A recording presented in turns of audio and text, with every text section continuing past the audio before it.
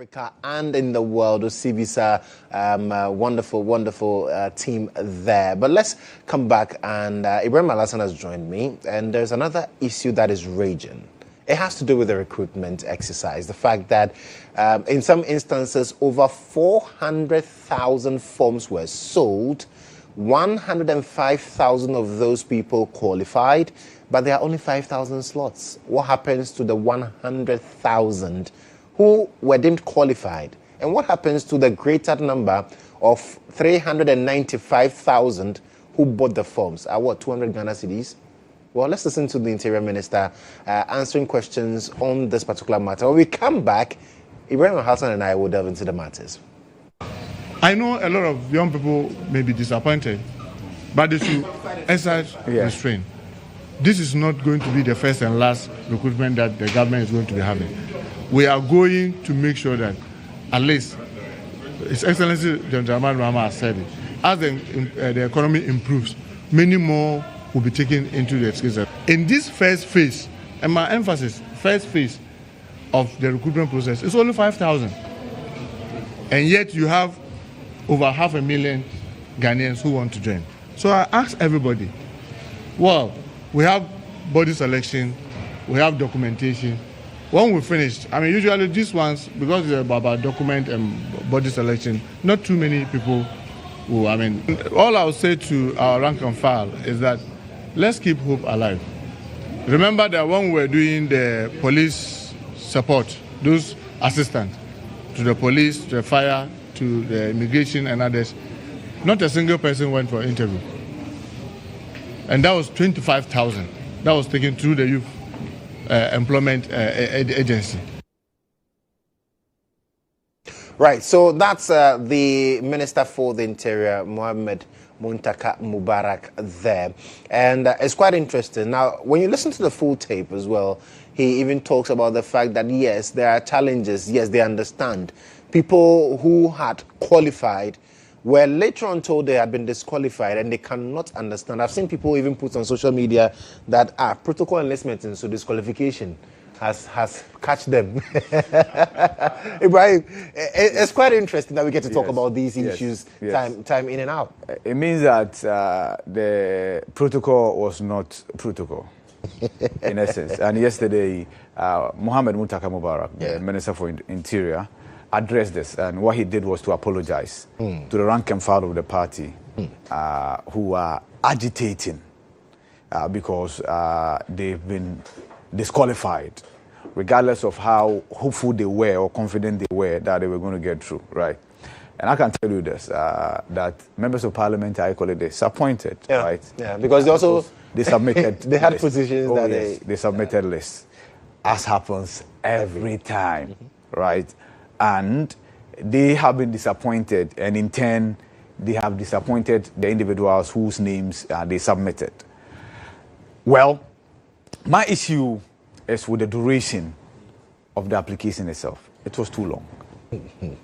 If you have slots for just 5,000 people, manage the system in a way that a few people have access. Because mind you, they are paying money. The forms, the price was reduced by this administration, and we all celebrated that, right? But the bottom line is that they were paying something, regardless of how small it was, they were paying something. Now, as at the time the application was opened, many people were waiting for their WASI results, which had not come out. So they were unable to apply. That is a force majeure playing to your advantage. But the portal remained opened until the results came. And everybody, because I've always maintained that there's no about somebody wanting to save the country. No, they are lying to us. It's a survival mode.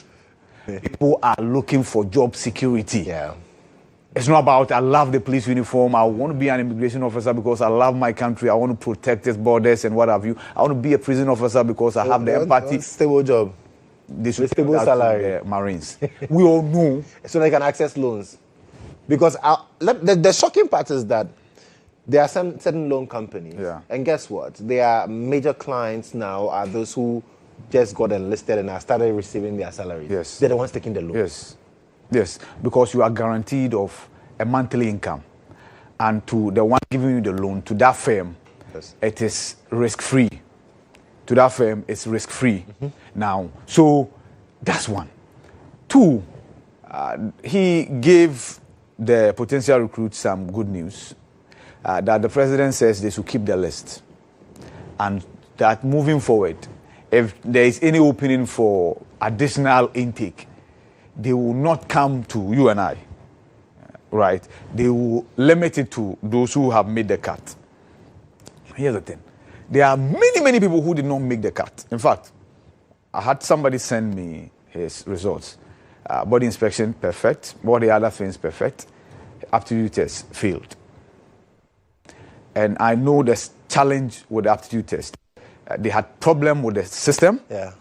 As a result, they had to go for another aptitude test because the minister made that process available for them to reset and sometimes continue. Because sometimes in the middle of the test, you lose the link. The system goes off, right? So, see, to say, and the minister is right, many people are disappointed. Many parents are disappointed. But it speaks to one thing, the rate of joblessness in this country. See, given other alternatives, there's over 100,000. Way over that. Over 100,000 young qualified? men and women. Who qualified? Those are the people who yes, qualified. yes. No, the slots are just 5,000. And over 400,000 people actually applied. 400,000 wanted to be prison officers, police officers, immigration officers, fire officers. 400,000. Yes. Of Ghanaian youth. That will have able-bodied Ghanaian. That will have been way above the United States, even best practice as to population versus security personnel. But like I said, it's a strive for survival. Yeah. Yeah. And if there was any alarm that we needed, the president's directive that this list should be kept is in order. That's okay. But I think the bigger alarm should be, how come 400,000 of our young men and women are seeking uniformed jobs? Because that was the number of even applications that went through. So if they had opened it more people would have applied. Yes. And this is just, like I mentioned, fire service, immigration, police service, and prisons. The military people are not part of this. So Muntaka is not in charge of military. So the military people are not part of the address Muntaka gave us yesterday in Parliament. Their own is here to come. But of course, when the stampede happened, that was a conversation we had. I think we cannot speak enough about the fact that there are many young people home, educated, who need jobs. This one, obviously, SS graduates are in there as well. Even GHS graduates are in there as well because it's allowed for you to use that certificate, right? But look at the graduates who have been through the tertiary education system and are home. And people are also complaining about the questions that were set for them. That the AI questions and what have you. You see, you must be tech savvy now in this day and age. I saw one question. I don't know whether it was a real question about the year in which an open heart surgery was conducted. Yeah, that's something you should know because it was done by Professor Frimpong Boateng. No, not in Ghana. Not in Ghana? Yes. Okay, I thought it's in Ghana. And when I saw the question, Generally. people were asking, okay, so how does this inure to the benefit of someone who wants to be... aptitude test is generally. And the explanation from a minister is that we want to get the best of the best. Because there are a lot of people who have mental issues in the service. A lot of people who have drug who invented challenges. The light bulb. You see, these are the things that you should know. You get who invented the light bulb, right? You are asked who invented a dam, right? Like I said, I've sat for aptitude tests before, even on campus. You are asked to tell the meaning of zenith in, say, Latin. But that's the reality. You get the point. So, yes, unless you've not sat for aptitude tests before, you realize that these abstract questions come up. There were other relatable questions as well, right? But then again, if there is no extraneous variable, how would they be able to sieve out the well-prepared from, because they will have to ask you a question that will make you fall. Otherwise, everybody will pass. You get the point? And you see, it's quite exciting because honestly, I found all of these things quite intriguing because a lot of young people want to get jobs, and that's the fundamental. In fact, if you ask those who are qualified, how many of them truly, since childhood, have wanted to do this, they'll tell you no. But of course, everybody wants to be on government payroll some way, somehow, because it's the most secure employment you can get. Because people are getting to say that, oh, if I join the military, if I join the police service, I just have to wear a uniform. You know, there was one guy who was here. Yeah. He's a trained journalist. Oh, yeah. He's ended up in the police service. Yes, and he's been shrieking. Yes. So it tells you that people want job security. And whichever ways they get it, it doesn't matter. They would still apply. I remember when there was the issue about the recruitment, some of them the people said, okay, they had to leave their jobs to come and join the queue. Yeah. So I'm like, okay, if you're already employed, why do you want to still do this? It tells you the security that is attached to these things. And then there's been the conversation that if you know you have 5,000 slots, why are you allowing 400,000 people apply? I agree, and I'm on all fours with that assertion, right? And I think if need be, some people must be given their monies back. To be honest with you, the people who went through the process, if need be, some people should be given their monies back because limit the access, right? Yeah, I know the argument that no, it give everybody the right to apply, because if indeed the access is limited, the conversation would then be, so why are you limiting it? Allow everybody to apply so you can get the best of the best. We get that. But you see, people are unable to make it and they are losing money. It's the same argument with the visa application. Yeah. Constant, especially with the US Embassy, that we've always been talking about, right? That sometimes they know from ab initio, from the word go, that you're not going to get it. But you go through the process and then your money is gone. They will explain in defense that it's for the processes that you went through. So after your application, the application needed to go through a number of processes, which included spending money on those same processes. So that's basically what you have given them the money for. Yes, the same argument can be advanced here that you applied. Somebody sat behind a system, received your application, processed it. Somebody administered the aptitude test, spending time. That will cost money, right? Somebody sent you back your feedback. That equally costs money. So therefore, the amount of money you use in buying the form is gone. Sikanashe. That argument can be advanced. But the point is that we have become the downtrodden. These are people in destitute. People who mostly are hopeless. I tell you this. Yeah. I tell you this. They are hopeless. Some of them have become more or less at the eye of the family. So the family was waiting with bated breath that one child sails through, and that will have been the key to open doors to move the entire family from poverty. That family's hopes have been dashed, right? Yeah. So, yes, we get it. It's the responsibility of government to create the enabling environment for people to get jobs. The government cannot do it alone. So it creates the enabling environment. But you see, that enabling environment that you and I have been talking about since we became conscious, it doesn't look enabling enough, because by this time, we should not be having 400,000 of our young men and women seeking to wear uniform when they can work in the factory, when they can be processing managers, where they can be factory hands, where they can do many other things, where they can be entrepreneurs. Point to me one individual who has gone through the government-engineered entrepreneurship programs, who has established himself or herself as an entity and has even left Ghana and opened an outlet in Togo. Name one. From Rollins to Kufuor to Atamels to Mahama, from Jeddah to Zira to NEIP to wow. Just name one. You can't. So yes, we develop these programs. We advance monies to ensure that we create entrepreneurs. Yeah. But for some strange reason, the system kills them before they even flourish. And I've always used Dangote as an example. What? You think Dangote is a saint as a businessman? No. But there's a system in Nigeria that protects him. Exactly. That system that has protected him has given Nigeria the richest man on the continent. And it's a pride. Unfortunately, when you come to the Ghana, our motherland, we are unable to do that because it's always +1, -1. So as we speak, there's about 50% of Ghanaians who are hoping that Mahama fails. Yeah. Reverse the script. Just a few months ago, or a year and a few months ago, almost about 50% of the NDC supporters and sympathizers were equally hoping that Akufo-Addo failed, because that was the only way they come to power. So at every point in time, we disturb God with two conflicting prayers. One half, and the Pentecost Church, and then I'm sure your church as well, you do well. We pray for the president, like every Sunday, right? In the masjid, in the mosque, we do that as well. So us, half are praying for the president, half praying against the president. And that reflects in our attitude. So we don't put our shoulders to the wheel collectively in the interest of Ghana. So there's no Ghana agenda.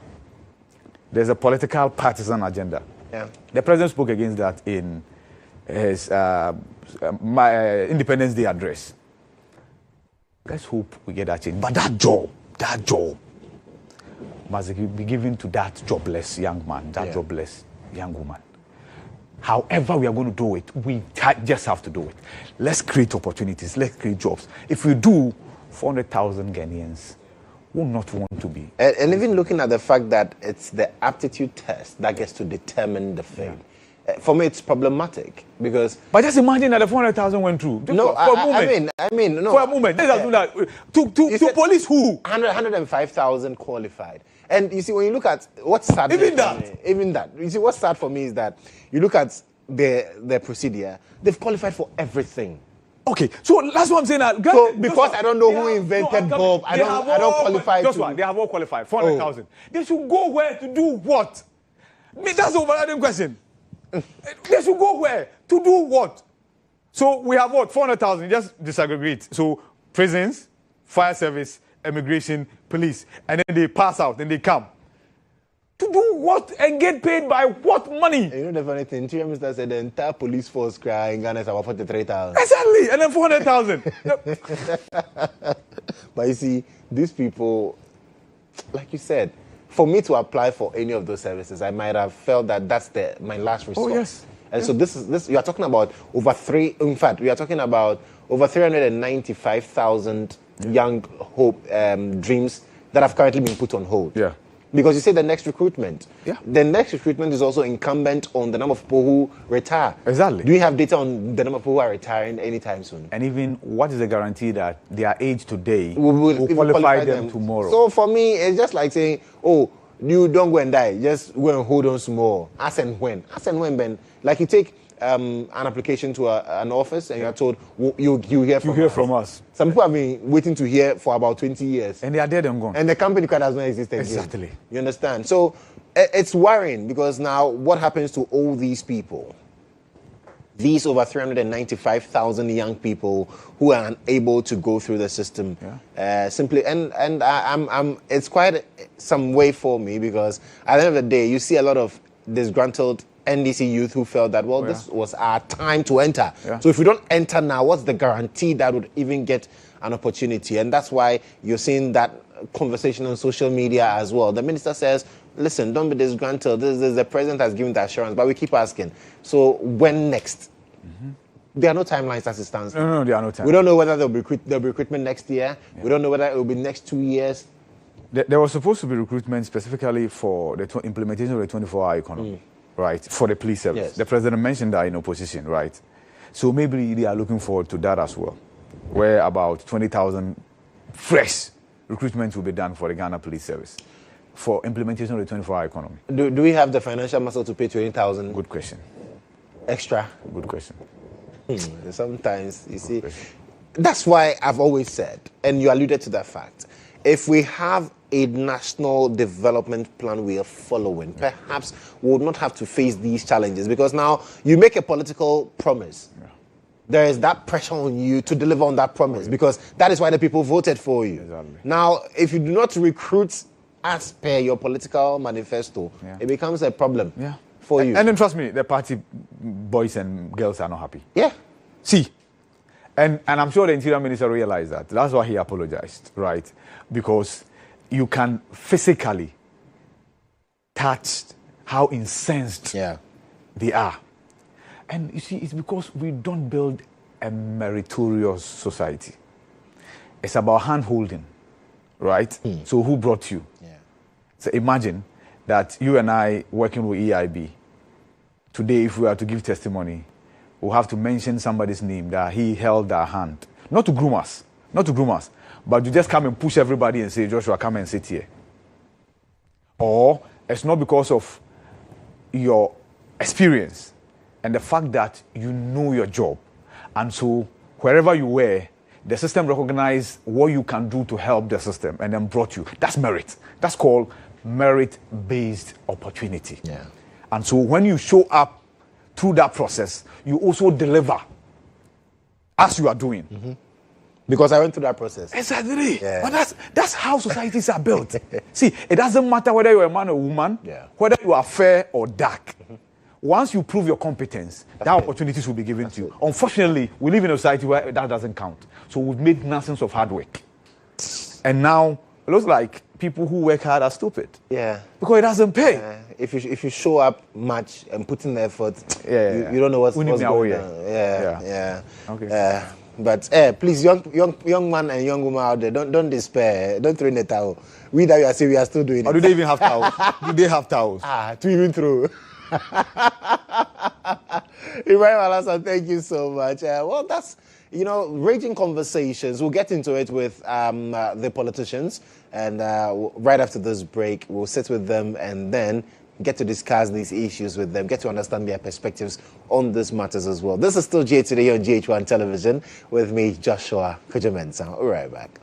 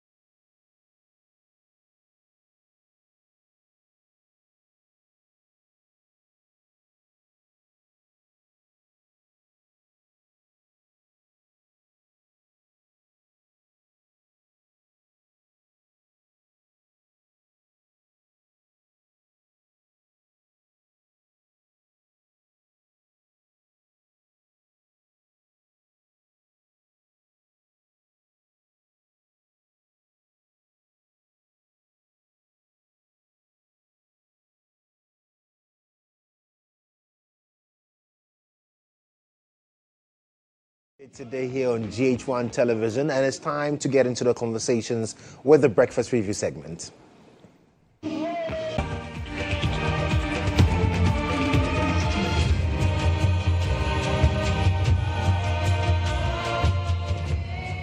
And today, my guest is here. I would also be expecting the Member of Parliament for Yende to join us, but we do have the Member of Parliament for the good people of Ifia, Isaac Boama Nyako. He's joined us to start the conversation as we wait for Jofa to join us shortly. But, Honourable, welcome. Thank you. I hope you're doing well. Yeah, I'm doing very well. How are you doing too? By grace. We cannot complain. There's no cause to complain. in this current dispensation, everybody has to put his hands to the wheel, you know. Yeah. Quite interesting. But for a lot of young people out there, they seem very disgruntled with the recruitments.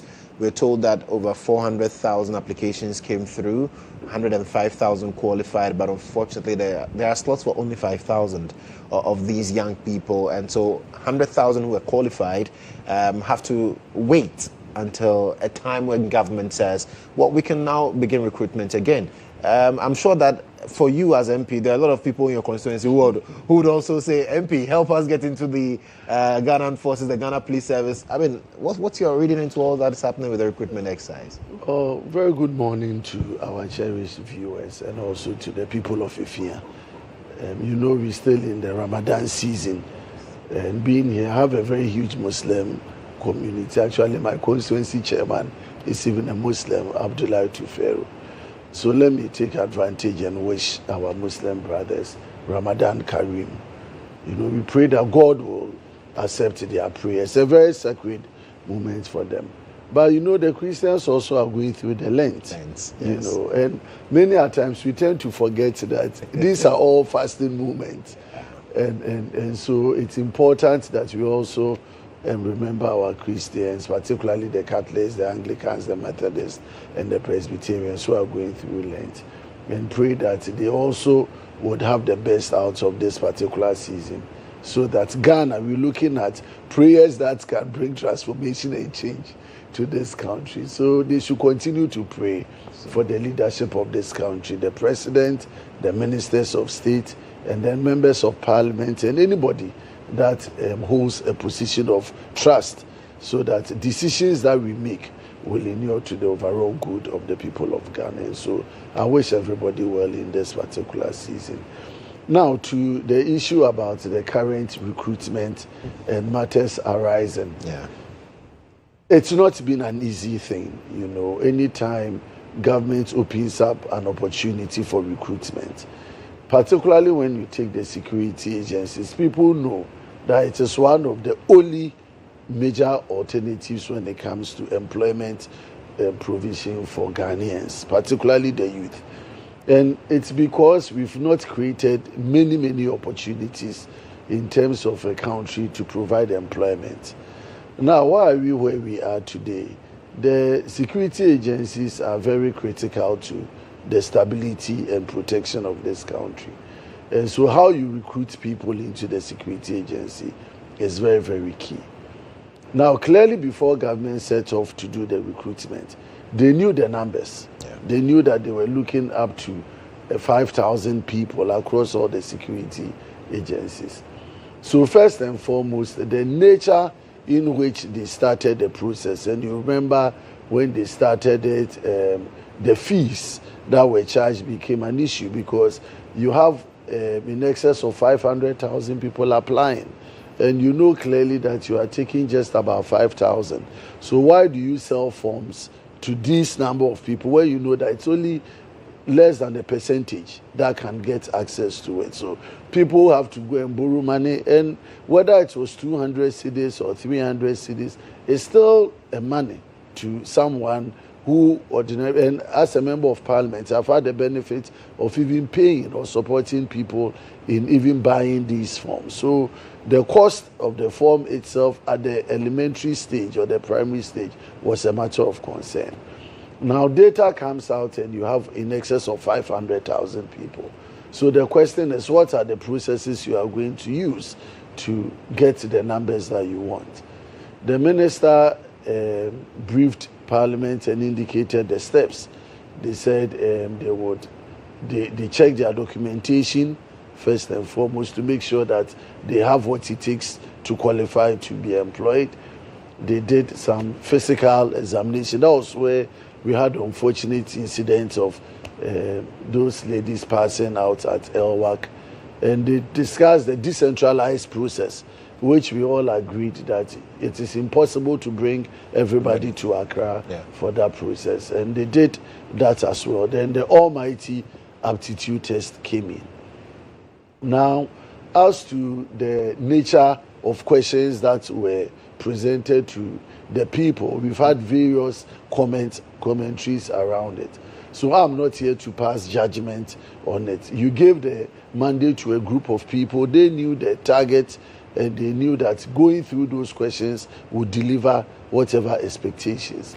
So post the aptitude test, then we are being told that over 100,000 people qualified for recruitment subject to medicals, because the medicals are the last stages where if people are declared medically fit, that they can go into to join the security services. So granted that about 80% out of even the numbers pass the medicals, then you're talking about over 80,000 people. And the vacancy is only for 5,000. Yeah. So how do we reconcile the numbers who qualify and those who can gain entry into the security service? And that's a very, very, very big challenge. Because once they all pass, are you going to use the higher score to reduce the numbers that go for medicals? Because I'll be concerned to know whether all the 100,000 will go through the medicals, or you would subject it to the pass mark and say that, okay, those who had the first 90% or 80%, if the cutoff gives you about 15,000 or 20,000, then only those numbers can go for the medicals, so that the others will not even have the opportunity to go the medical way. And then they are saying that there may be an opportunity for tomorrow. So are you going to do the medicals today and keep those who qualified into a database before in future you go back to them? Or so it's a whole ball game that is playing out. How do we resolve this kind of quagmire? Exactly. It's something that we need to think through as a country. One, I have always indicated that government cannot absorb the numbers of unemployed youth in this country. So if you look at 500,000 against 5,000, how many years will it take the government to recruit even 100,000 into the security services? Take the pass mark. Even the 5,000 was a high number for government to even consider to employ. So if you have 100,000 pass mark or a 500,000 number of people today, the future, those who are graduating from school this year and next year doing their national service are not included.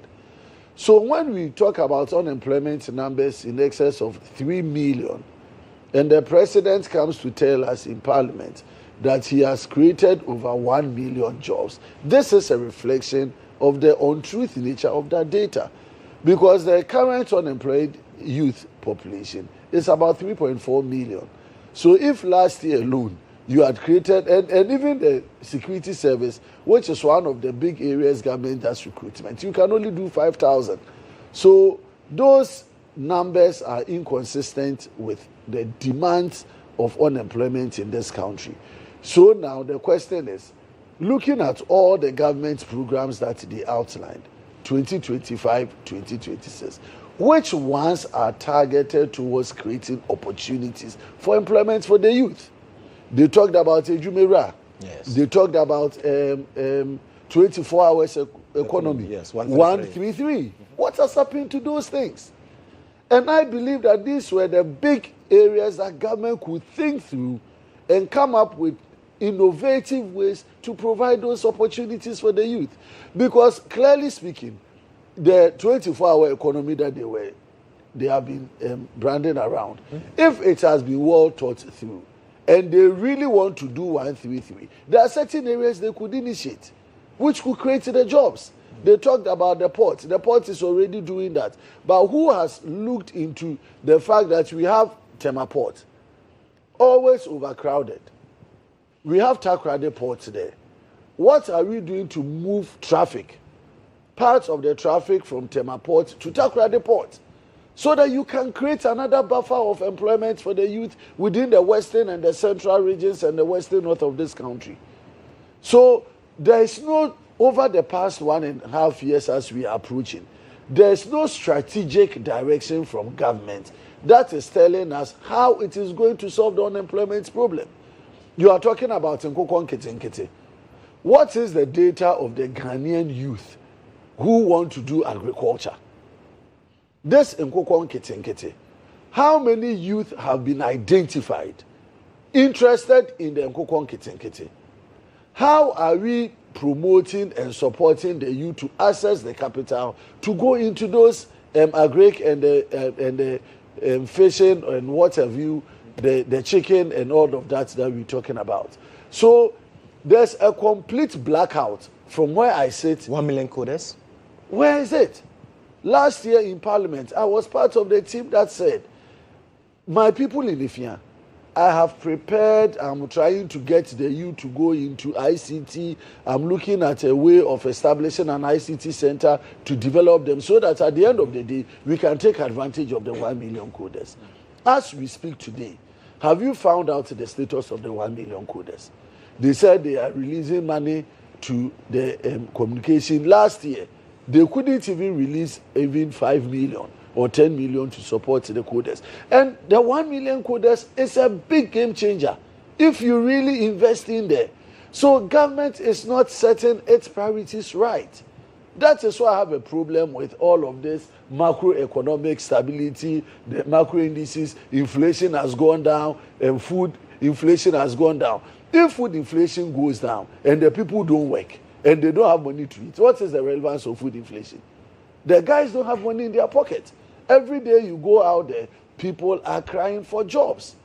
So government initiatives since 2025, a Jumera, 24-hour economy, apprenticeship, you can't see it. You can't feel it. And we are talking about big push, yes, do the roads, but where is the money to support the employment of the youth? And the youth form the critical mass of this country. If they don't find jobs today, what options do they have to survive? We are leading them into theft. We are leading them into armed robbery. We are leading them into drug abuse.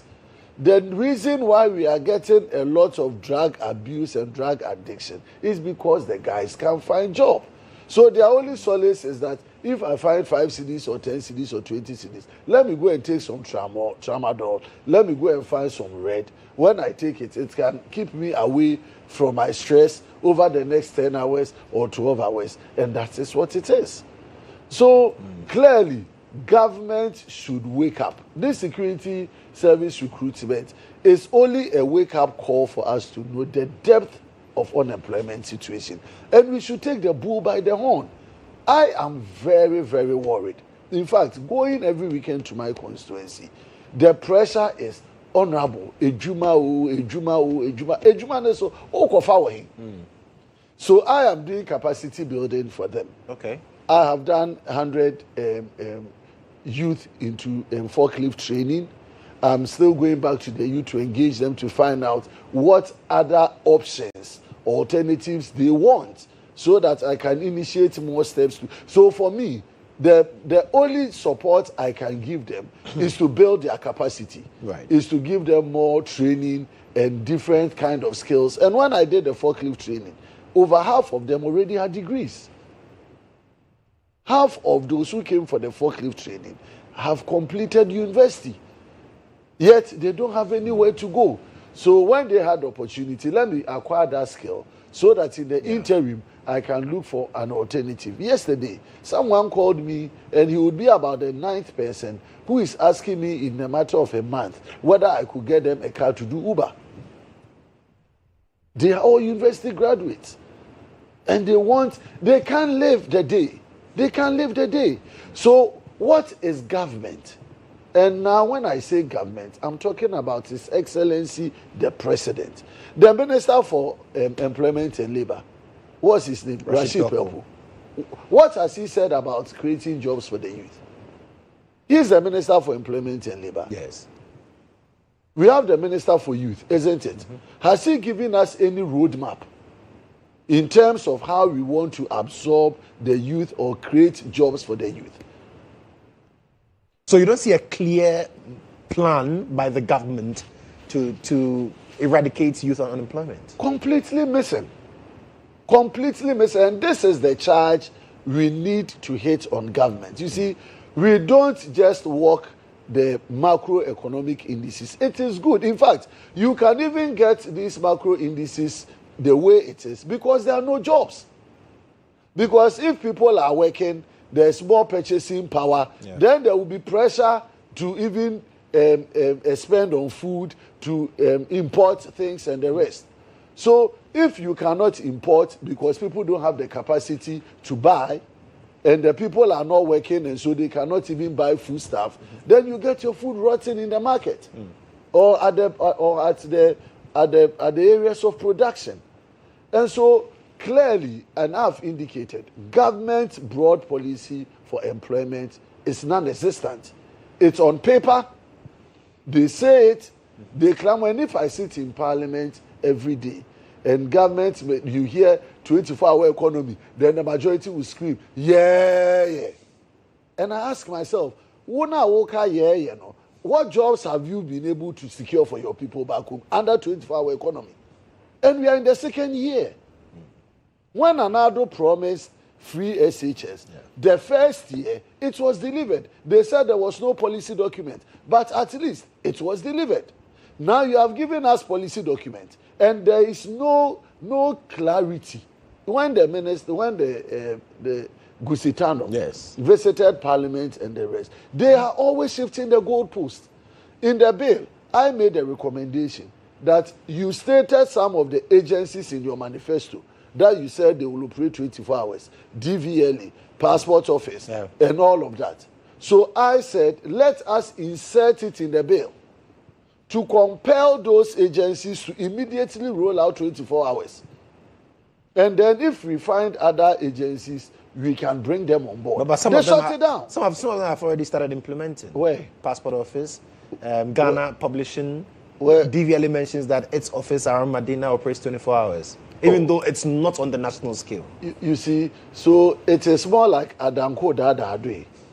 You see, if Passport Office is operating, which office is operating 24 hours? You are a journalist. How many passport offices do we have in this country? Check how many passport offices are operating 24 hours. So it is not rhetoric. It should be by action and deed. And I should be able to walk to any of these offices and clearly see that it is functioning. And I'm saying it does not. If it does, give us the evidence. And it should be an intentional attempt to create a reason why the offices can operate 24 hours. Right. Because you don't just open the offices where nobody comes. Ghana Publishing, for instance, have shown that indeed they are operating 24 hours. So even managers are running shifts now. So if you have it that way, why can't you implement it in the other areas that they indicated? And that's what I'm saying. If you take Ghana Publishing, if they are running 24 hours, you ask yourself, how many people have they recruited to augment the existing staff? Okay. So that will tell us that prior to the operation of 24 hours, they had 50 staff. Operationalizing the 24 hours, it is now 150 staff or 100 staff. So we've gotten this add-on. But how many offices do we have under Ghana Publishing? It's sitting right here at Accra, just behind Accra Technical University. Yes. So that is not a game changer. It's adding to some numbers, but that is not a game changer.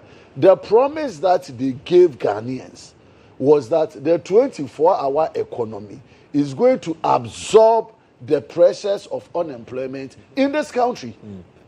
And they have not delivered.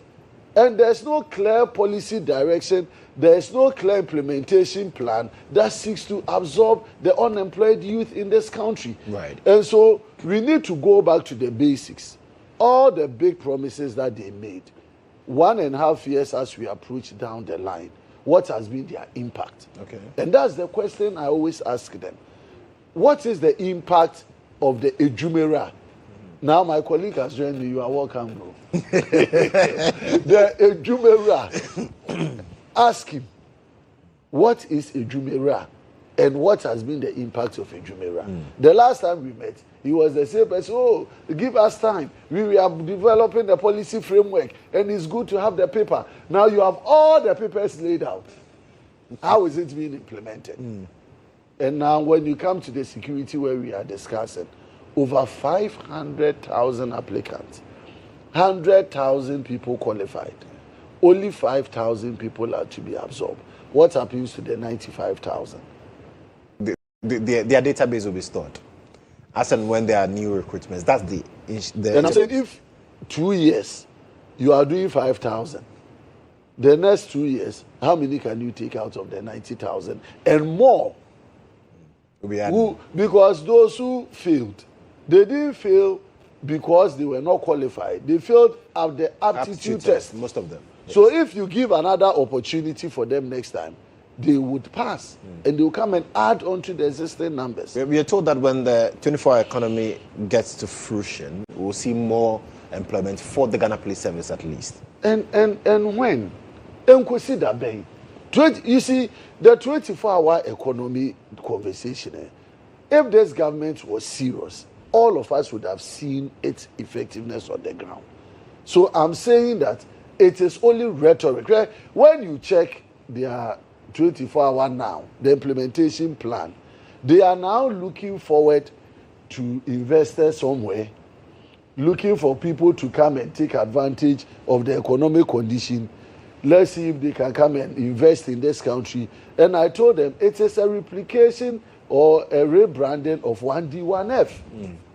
Because if you are not using your internal ingenuity to create opportunities of employment under your 24 hours, and now you are saying that you are waiting for an investor to come and invest in this country because government cannot create the necessary jobs for investors to come, then how different was it from 1D, 1F?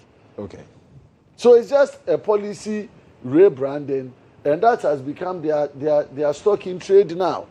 They look at the good things MPP did, and then they come and rebrand. They term it another way. But we don't care. If you learn from us, why? Government is a continuum. But give credit where credit is due.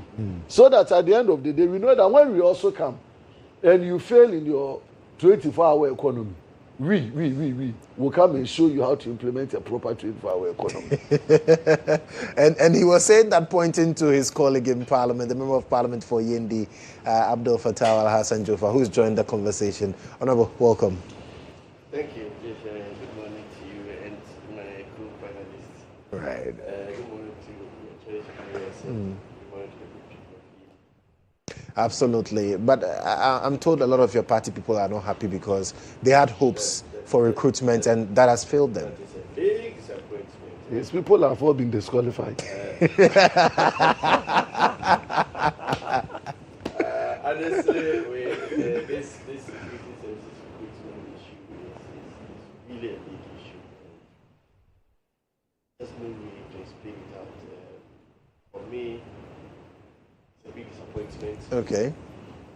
In the first place, You know, we'll come back to you. We need to fix a challenge with your microphone briefly, but that's the Member of Parliament for Yendi, Abdul Fattah Al-Hassan Jofa, and he is already saying that indeed it is a huge challenge in terms of the recruitment exercise and how far we've come so far, that about 95, in fact, about 100,000 people currently do not have access. In fact, 105,000 qualified, but then 5,000 of them would be employed. 100,000 would have to wait. That's the Interior Minister's position. And he says, listen, we understand the plight, we understand the frustration, we understand that a lot of you are disgruntled, but please bear with us. That's the clarion call coming from the Interior Minister, that the youth who are disgruntled should bear with them, because the 100,000 who did not get the opportunity to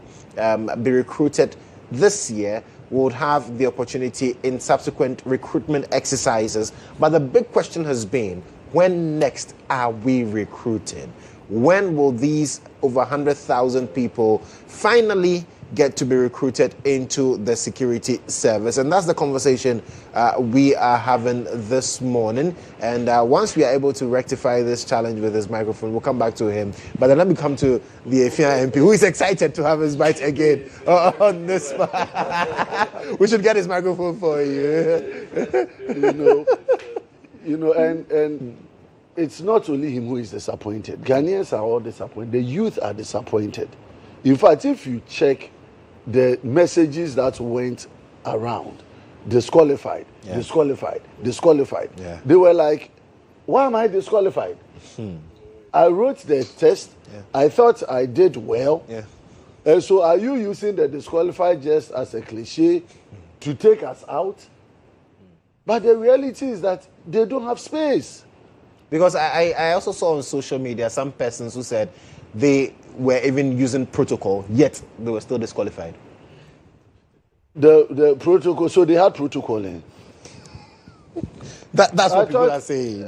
But the chicken will always come home to roost. You stand in public and you tell us, oh, everything is digitalized, everything on protocol. And now, those who knew they had come under protocol, I said they possibly disqualified. You know what? Right. But I heard that so. It's okay.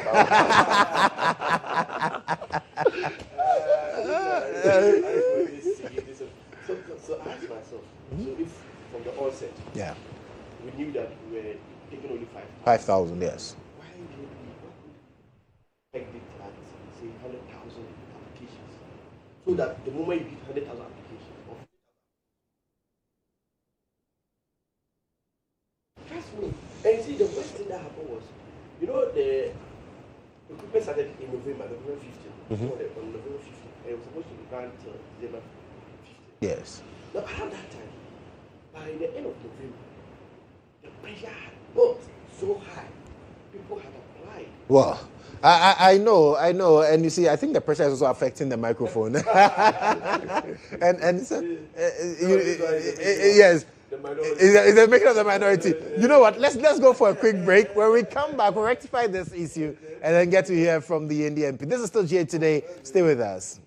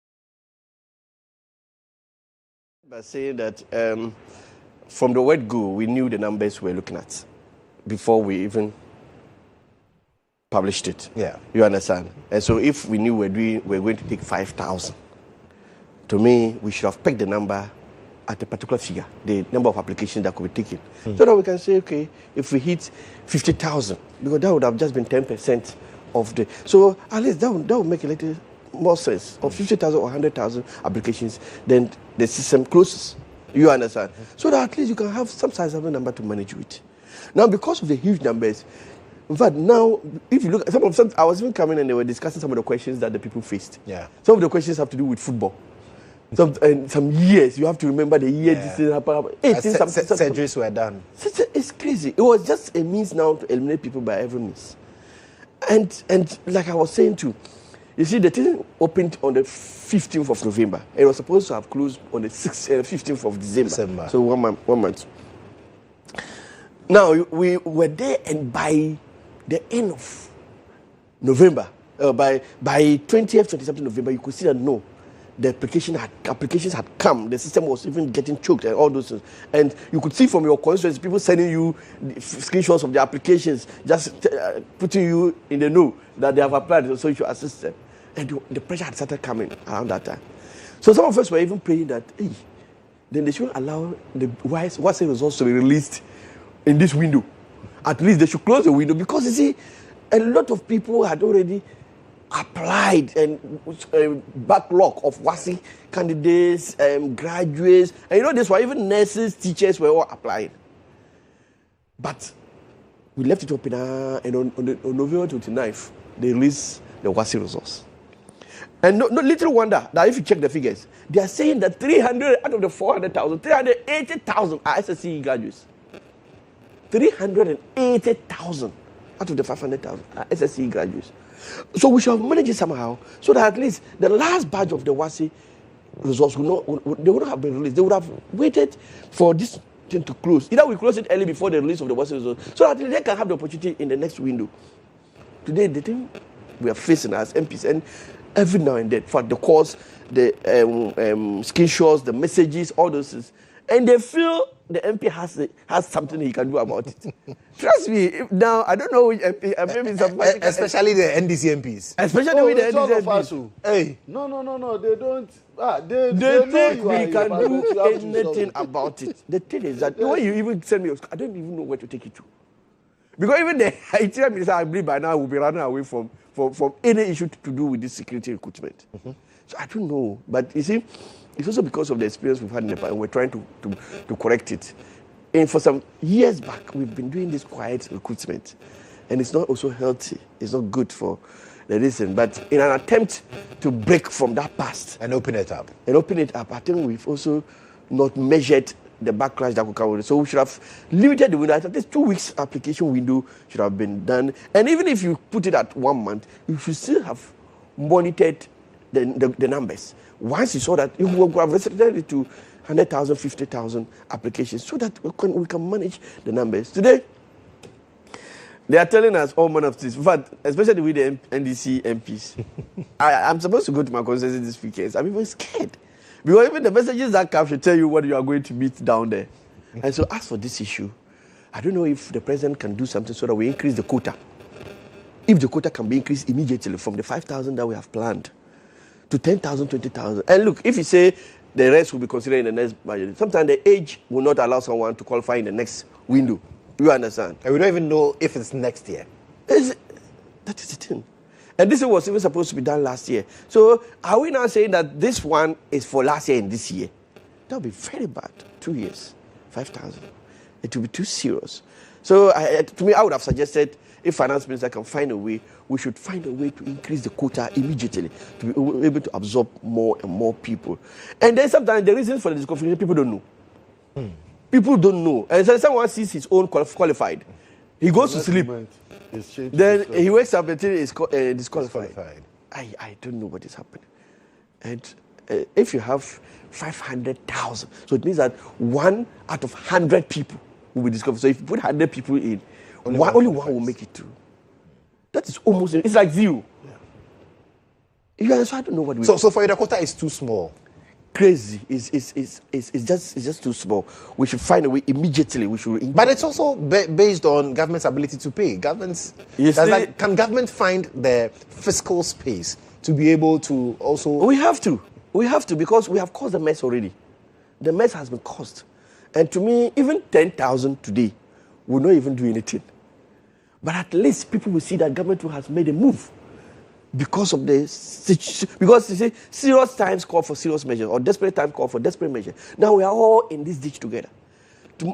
If we don't take our time and we don't seem to be empathizing with the situation we find our junior brothers and sisters in, then we will be seen to be not being sensitive to the plight of the people. Right. So my major call is that if anything can be done, let's immediately increase the quota to 100,000. If we can do 5,000, we can say that the 5,000 was for last year, because at least. Yearly, we're supposed to be having the recruitment. So let's add an additional 5,000, which would be this. Even sometimes if you put them there and you the sunset clause, like we can use that second, you can say that they have been recruited, but they are they will resume or they will start working after 6 months. Right. So even if you give them June, July to start work, and or even October, November, at least once someone knows that he's been given job, but he has to wait for some few months to start job, that even gives some relief. But to say that only 5,000 will be taken out of this number, you sure? Some of us, we are already inundated with calls. Look, chiefs call you, imams call you, pastors call you, party executives, and everybody thinks the MP can do something about it. That is the funny thing. And the MP cannot do anything. That's it. You don't even know who to talk to. You can't even try anything. You can't even try anything. And so, I don't know. But the MPP also believes that the volumes of people who are seeking to get recruited is also a testament to the fact that the policies that you put in place to create jobs for the teeming youth have not yielded any results. You see, if you look at, I was just going to even talk about one of the policies. If you look at the youth in security service that we did, the police, the YA models. You see, even when we're taking them, we created the impression that if this one, they'll graduate. That was the impression we also created in their minds. So even though they have some level of jobs that they are on today, they are all rushing to move onto this main one, because that was the impression that was also created. So it is not true that the policy is not working. It's also to do with how we also communicated that policy.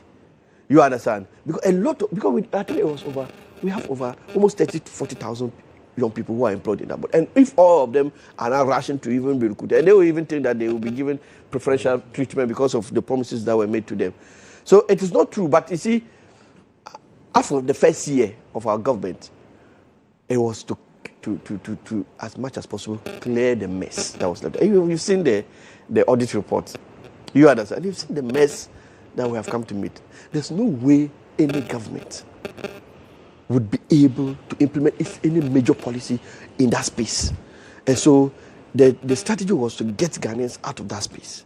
If it is taken out of 1 year to get Ghanaians out of it, let's do that. And then create that enabling environment. And we are also under IMF conditionalities. And that is also ending in April. Not until it is over, that level of recruitment we're expecting, we won't get it.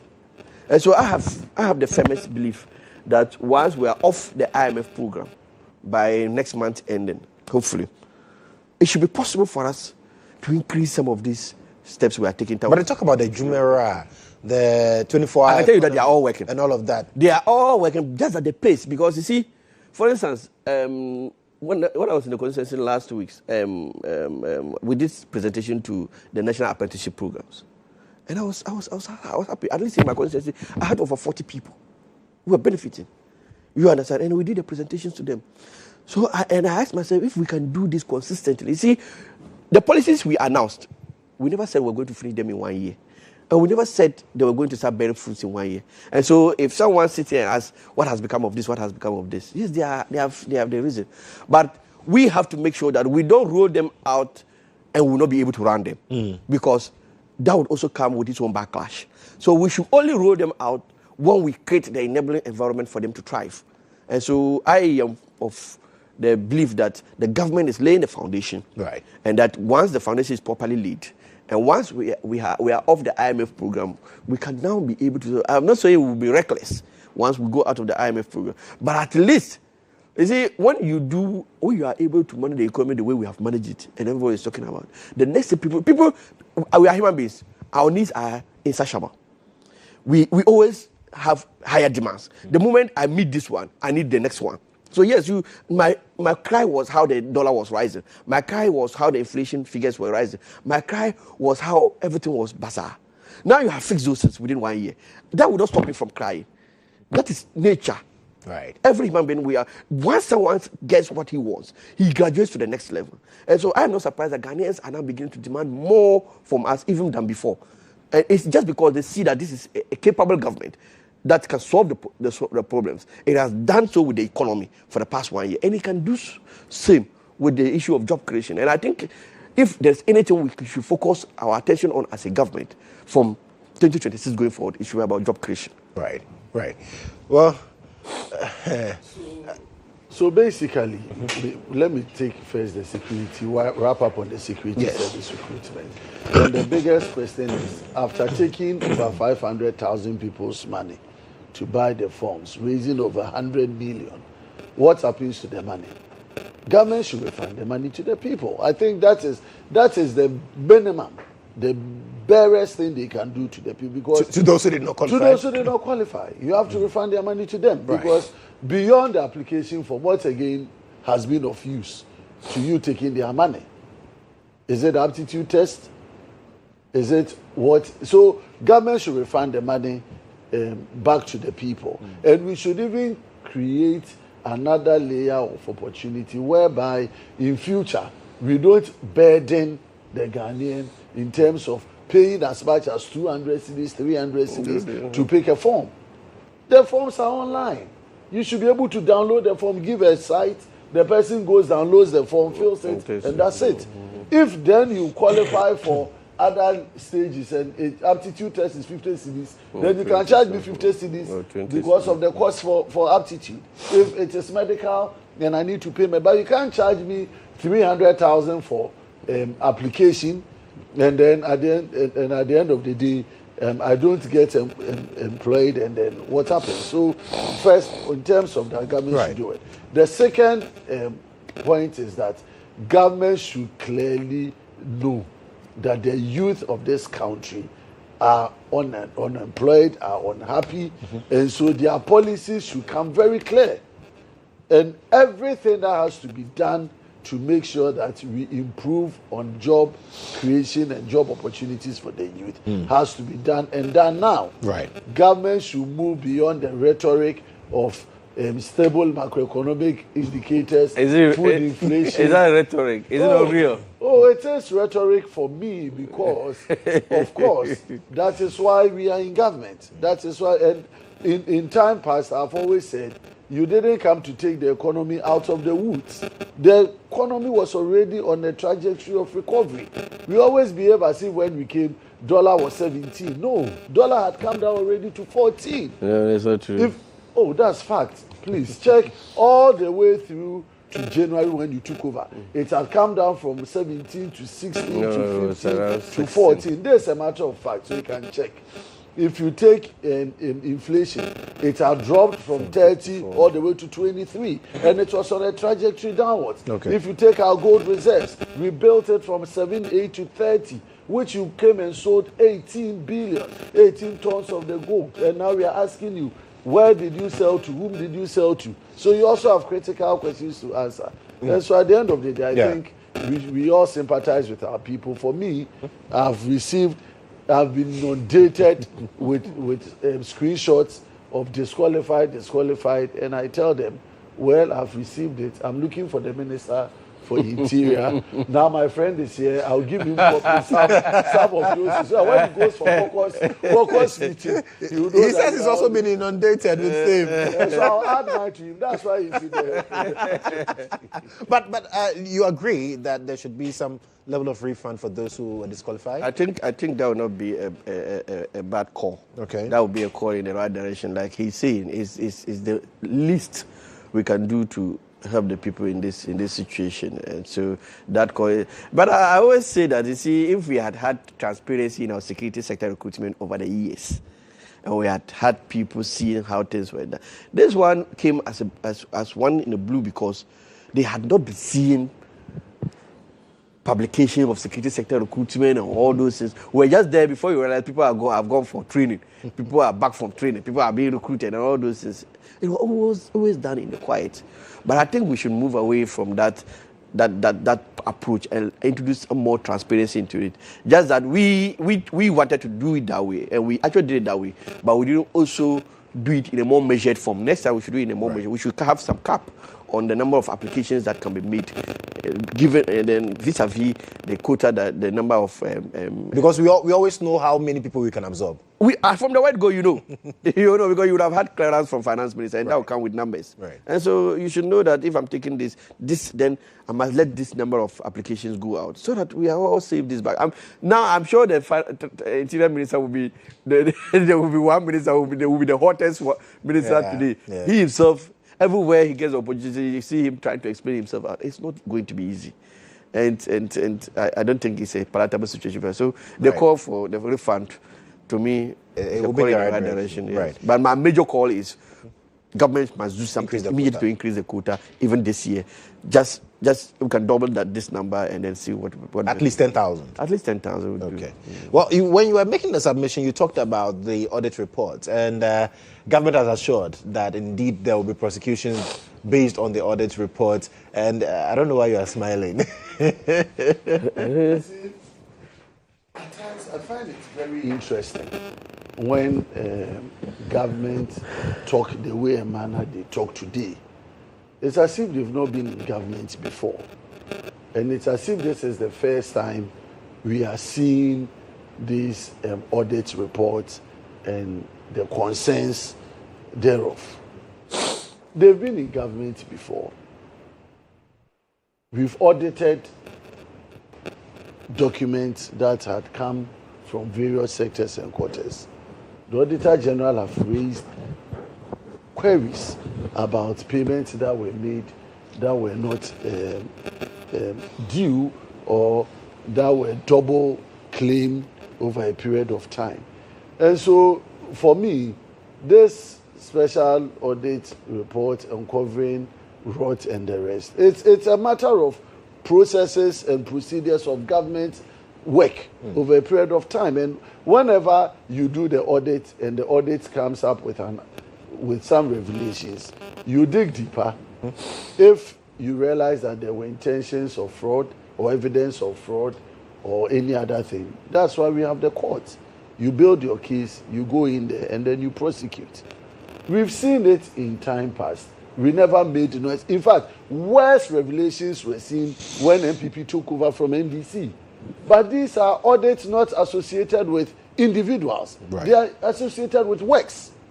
Whether you are auditing road construction, you are auditing public institutions and agencies, when you take over, you find all of these issues by the day. How much money are they talking about? What's the amount? 2 billion, 4 billion. And you are saying that is money that if MPP had been in power, we would have paid. Do they know the number of findings or number of reports that the finance minister, whether it was Kenufuriata or Amin, had uncovered and refused to pay? Why are they not putting those numbers there? And are they saying that Atuforsen, when he was the minister or deputy minister then, they never made those payments? Some payments that passed through, and then auditors had to find it out and then charge people and ask people to refund. So, you see, when you throw these issues to the public space, trying to discredit or make the MPP look bad in the eyes of Ghanaians, we are only showing Ghanaians that we, those in government, don't understand the governance system and practices that we are having. And I feel very disappointed. Because, why?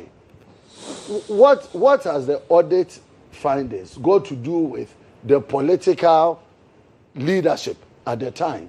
Yeah.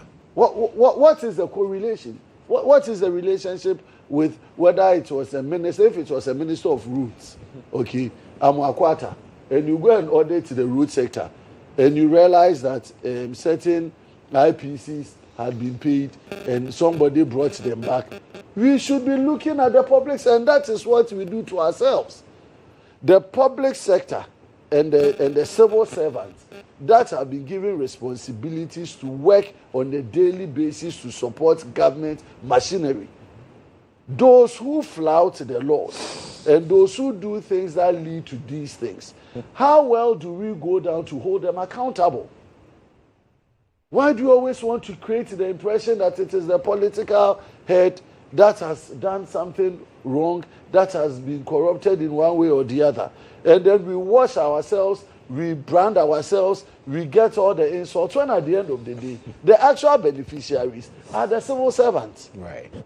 So, yes, special audit, very important. You took over the governance of this country. A lot of outstanding payments were there. You wanted to do an audit of the process. Yeah. What is the percentage of this particular so-called rot to the total number of claims? It doesn't amount to even 10%. Go and check. So if you pass about 80 to 90% of total claims and you have 10% being questionable, why do you make so much fuss about it and then want to put it at the doorstep of the NPP? I think it is improper and inaccurate, and then we should hold people responsible. If you uncover rot and you see those who perpetuated it, that's why you have the AG's office. That's why the Auditor General has the power to search. Let us use all the lay down legal processes to retrieve the money, and then we can make progress as a country. Okay. Abdul. Yes, our elders say that the old woman is always an easy when dry bones are being mentioned in a proverb. You see, I don't know what we did with these reports. The finance minister came to Parliament when he was presenting the mid-year budget last year and indicated to Parliament that there was an audit that was ongoing or that he had commissioned, and that at the end of the audit he would be presenting the report to Parliament. Then his minister came to the floor of Parliament, his deputy minister came to the floor of Parliament and presented that report he had promised to bring. Simpliciter. The deputy minister presented synopsis of the report, but the entire report was lead.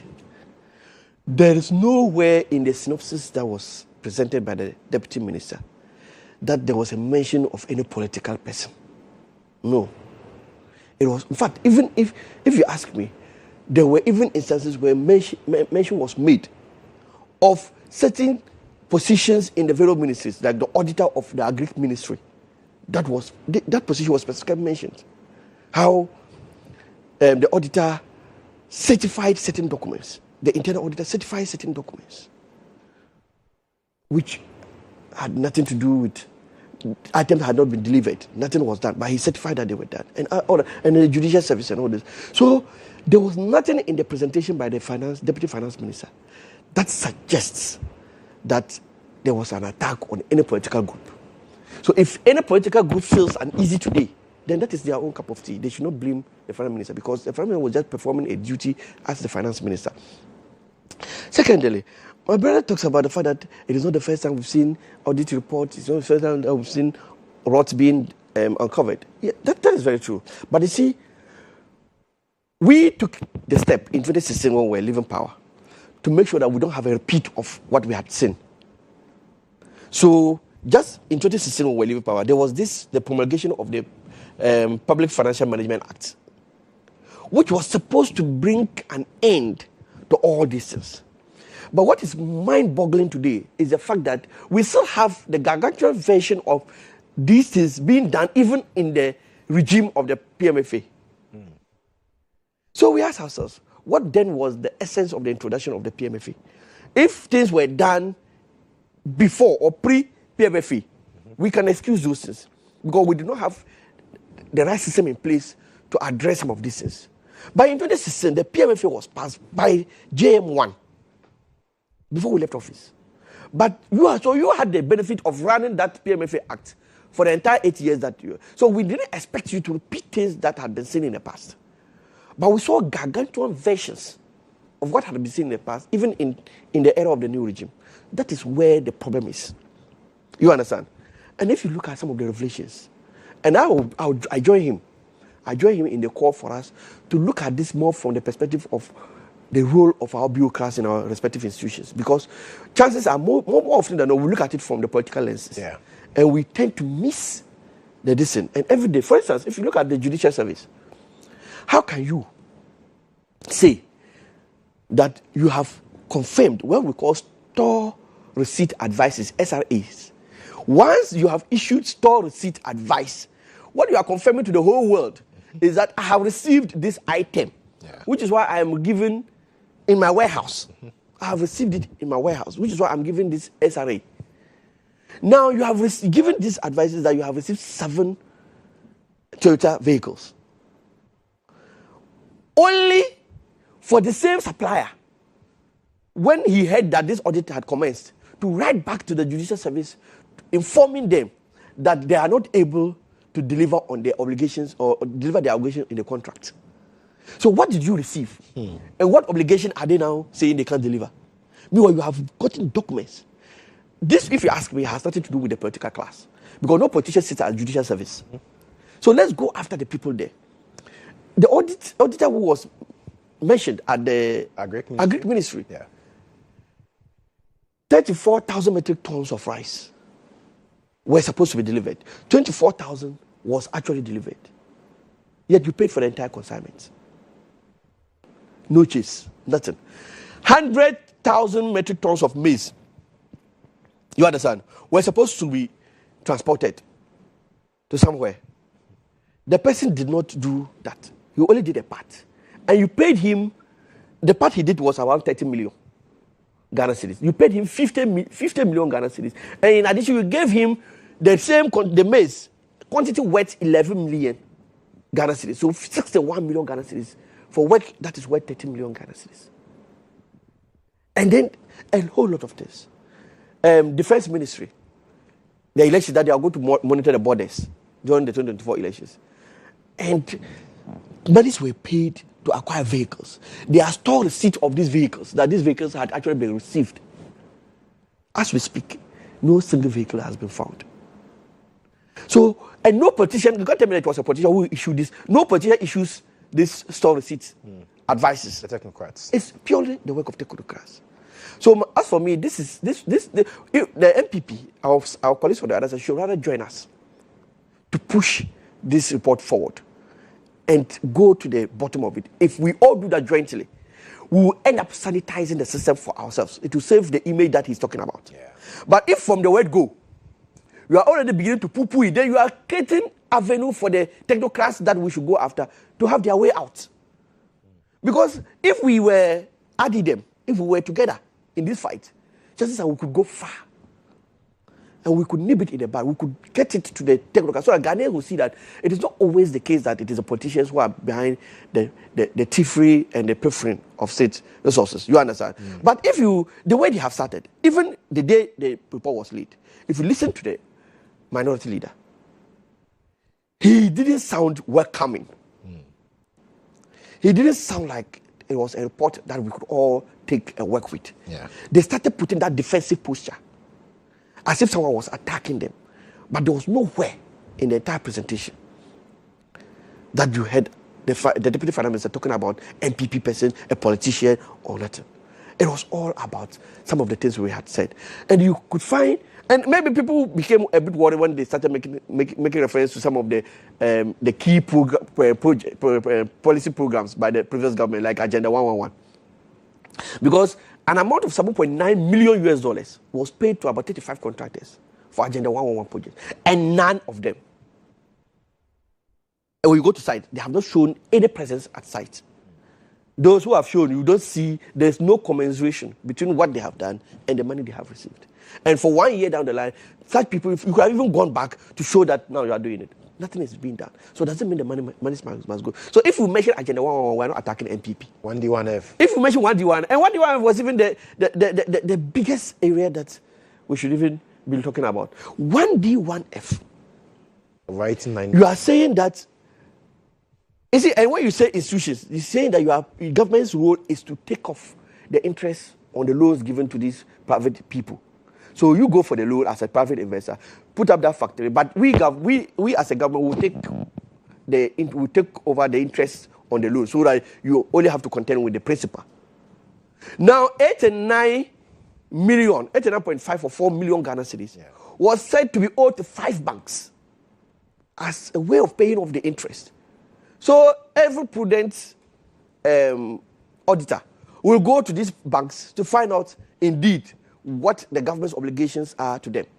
You approach these 5 banks, and not even a single one of the 5 banks is confirming that government owes them a dime. And about 10.5 million was paid to another company called the Buffer Company. And an account number was provided. The bank gave the account number. They traced it to the bank. The bank said they know nothing about this account. In fact, this account number does not even comply with the account numbers they generate. So, and I know one is saying that this was done by a politician. And so I would invite the MPP, our colleagues, to join us all, to get to the root of this thing. Because when we do that, we, the politicians, would be saving our own face.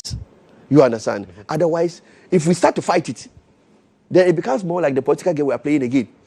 You understand? Then you fight it. So the call is for them to join. They should join us. So Isaac, let me join the fight. To get to the bottom. I started the conversation from that. This is not the first time audits have been carried in all agencies or projects or programs run by the state. And this is not the first time we have uncovered rot. Because it is the function of the Auditor General to do these things. Government can specially commission them to do special audits and so on and so forth. So the outcome of the audit report, where we have come from, is not to poo-poo the audit report, because we support the fact that audits have to be conducted.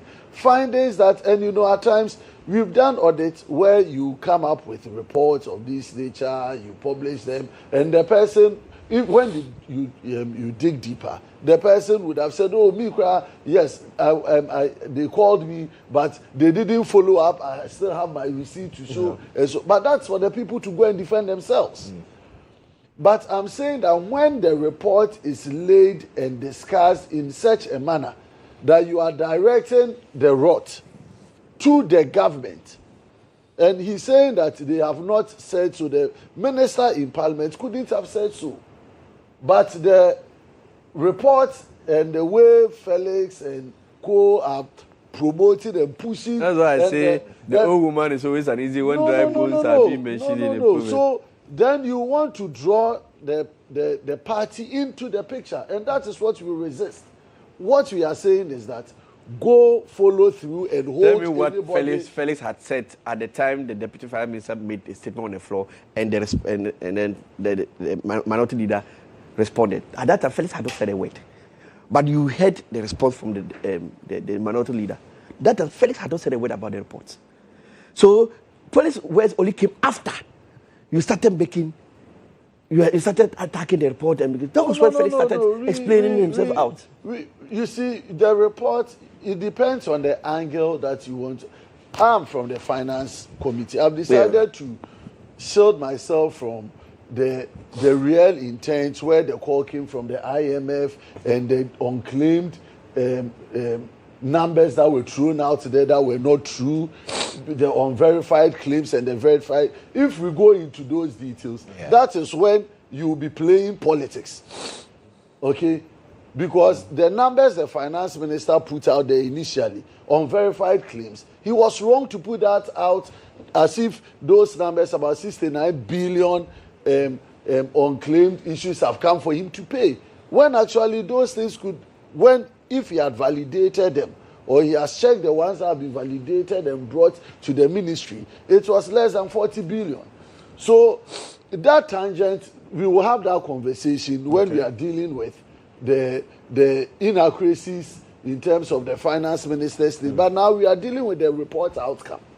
So it's a report outcome that I'm making commentary to the effect that our narration should be to follow this through and make sure that anybody that did anything shoddy, that has taken away state resource, that person is brought to account. Right. And that one, I'm adding them with you and with anybody to that regard. But our commentary should go to the fact that we are not bringing in the politician, because this is not a functionality of politics. All the facts that we have been seized with account to other public servants or civil servants who should be held accountable for those matters before us. Right, and he agrees that indeed once that is done, at least it also protects the image of the politician, because usually when we hear of these things, it's the politician who is supposed to. And it's crazy, it's crazy. And you see, look at the things that are being validated by the technocrats and the ministries, things that have been paid for. Yes. You are still bringing, submitting invoices. Because they know it will go through. Because they know that it will go through. It's a problem. Right. So I think it's also, the major call is for us to also look at the whole PMFA architecture. Okay. You understand? It means that it's not serving us well. It's not serving its purpose. Yes. So if we have to do a drastic review of the act to make sure that we put in other measures, you understand? Because I can't imagine that even during the existence, dependency of this act, we still can find some of these things bypassing the system and going through. It means that, in fact, and I'm sure if you go back to the debate in Parliament when the PMFA Act was being passed, the beautiful things we would have said about the act, things it will come and address. I'm sure if you look at those, you'll be laughing today. That all the things that we said it was coming to address, today we are living with the same things. Right. So we have to look at the whole PMFA architecture. Okay. Now, before we go, I just want us to briefly touch on the Middle East tension and the impact. We are told by some quarters that we should be seeing fuel prices rise in the next pricing window if it continues the way it's going currently. Let me start with you. Well, I think Ghanaians should be very thankful, and we should be grateful that we have a regime that is working. The good thing about it is that, yes, the tensions are there. Other countries and other continents are beginning to feel the heat. But at least for us, I can tell you that since the war started, we are still buying fuel at the same price. I haven't seen a change in the prices. The thing is that even recently, 2-3 days ago, NPA issued a statement allaying fears, the public fears about the possible increase in prices. Because we have a situation where we import 80% of our fuel from Europe and just 20% from the Arab Gulf.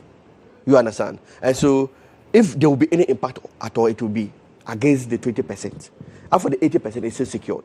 That is the assurance we have from the... But Europe also gets its oil from... You see, the thing is that there hasn't been any threat to what we get from Europe. Okay. The threat has been coming from the 20% from the Arab Gulf. You understand? Now, the good thing about it is that because Tor 2 has started refining, Tor is also able to plug that gap. And so today, Tor is doing about 26,000 barrels. Now, we also have Sentu, which is even doing 36,000 barrels. You understand? And then we have other players, some small players. I think another one is doing 10,000. And so if we are able to look at these internal structures, the local producers and refineries, if they are able to ramp up their distance and they are able to, this 20% can easily be that gap can easily be filled, and would be cool, will be fine throughout the. So we shouldn't be worried. No. We are all praying and calling for an end to this tension, to the war there, because the more it drags, the more risky it gets. Right. You understand? Because even just yesterday, I don't know what I read was true, because these days the social media is full of things. I think Indonesia, Pakistan had sent their own ship. Yes. To the Strait of Hormuz to be able to create pathway for their distance. They sent a warship there to be able to create pathway for the oil vessels to be able to move. You understand? And those things will help escalate, will only further escalate the tensions. And so we are all calling for the easing of the tensions, an end to the war. And I'm particularly excited that the managers of our petroleum sector today, the NPA, the GNPC, all the players there are up to the task. Okay. They are doing what is necessary to protect us from the immediate shocks. But if things don't end immediately. Yeah. In a long run, we will no longer be that we will become vulnerable. Okay. Because we are all in the same global space. Right. So, Isaac, you have the final word on this. So we're already vulnerable, my brother. The issue is that the window, the prices are yet to be indicated to us, and surely it's going to go up. So let's not pretend. What is the surely about? Oh, because Are you in government?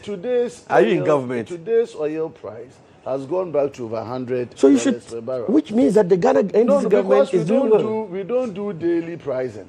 If we do daily pricing like other jurisdictions, that one, like today, you'd have seen the price go. But you find the actors assuring us. What is the assurance? We are putting it to government that they cannot and should not increase fuel prices, because already we have so much tax build up in the petroleum sector. Which you Said pretended that the 1 over. Ghana cedi that you started Which you taking pretended per liter, over. we should reduce those 1 Ghana cedi to become a cushion for Ghanaians until we get. That is what we are doing. That's what we'll do. You are not the ones putting the pressure on us. Let's put you on notice. That is what we will That do. we will not pass on any further charges to the Ghanaian consumer when you continue to take 1 Ghana cedi per liter. So please, the next pricing window, we don't want to see that fuel prices is going from 12 or 13 to 15. That is not what you are praying to see. I don't so pray that that you can we do your take propaganda. The 1 Ghana now, the minister, and I was expecting the president to assure Ghanaians that based on what is happening, he is suspending the 1 Ghana cedi per liter to accommodate the increase in petroleum prices. Because by next week or close of the week, if the pricing window the prices should come, and government says because of the media, because they said they are immune to shocks. I'm even surprised now. The president said when they are pontification, the Ukrainian missiles, Russia, Ukraine, they are about 7,000 miles away from Ghana. And so we shouldn't complain. How far is Iran and Iran from Ghana? we were telling you that the time you were complaining, Ukraine fuel prices in Ukraine were so low. Even Ukraine is closer. So please, President Mahama and John Jinapo and Ato Forsen, the call of Ghanaians is that don't come and don't bring Iran, the Association of Ghanaian Oil Consumers, Iran-US war into this matter. President of the Association of Ghanaian Oil Consumers. Of 1 Ghana cedi per liter. You've made so much money. You've paid all the. At least all the Ghanaians know that we have done away with a lot of nuisance taxes. 1 Ghana cedi. You say to cushion Ghanaians right. as the window and prices come, so that we don't see surge in prices, because we will resist it, we will oppose it, we will fight it, and you will never have your peace. Isaac Buamanya, Member of Parliament for Ifia, and of course, is that the spokesperson from Al-Hassan Jofa, Member of Parliament for Yendi. Both of them are also lawyers. So, gentlemen, thank you so much for coming. And I don't envy you at all. I mean, since the NDMP came, his phone has been ringing. I don't want to get it. We'll take a quick break, but before then, if you know that you need to brush your teeth twice a day, in the morning when you wake up and at night before you go to bed. And Pepsodent says, listen, we've got 2 varieties for you, the charcoal flavor and the herbal flavor for you as well. And so just choose your preference today and make sure you are enjoying good oral hygiene. And Pepsodent has been recommended for the past 25 years by dentists in this country. So call 0800-161-000 to speak to a dentist now, or call toll free 0800-200-030 to speak to the customer care center of Pepsodent. Pepsodent, every smile matters. Now, on the 28th of March, we are all gathering. Isaac, which secondary school were you in? At this school. At a new? Yendi. So, Yendi Senior High School, at this school, and Presec, we are all meeting at the El Expo Stadium because, You know, at this school against the others. Oh, see. So, on the 28th, they should come and show us at the El Expo Stadium. It's going to be amazing. It's the Alumni Power Games 2020. 2026 happening at the El Sports Stadium on the 28th of March 2026 from 8 a.m. all the way till 8 p.m. It's going to be super exciting. We are bringing the competition. We are bringing the rivalry. We are energizing ourselves. And guess what? We are networking, very importantly, getting to meet people from other spheres of life. We are going to have lime and spoon, seven-a-side football, Scrabble, arm wrestling, volleyball. And the interesting part is that the winner goes home with a live goat, a live apapon, serious one. Apochin Cracker will be there. We are going to have a lot as well. And then Inchin Band will be providing some great live band music for the networking sessions as well. So come, make sure your school is registered by the 12th, which is this Friday. Make sure that your school is registered, and then you come be a part of the GHOne TV Alumni Power Games. Just call 0244 092 857 or 0208 874 039, and it's sponsored by Genclat and EBA Phones and supported by Decathlon. We'll take a breather. When we return, we'll get into some other interesting conversations on the show. Stay with us.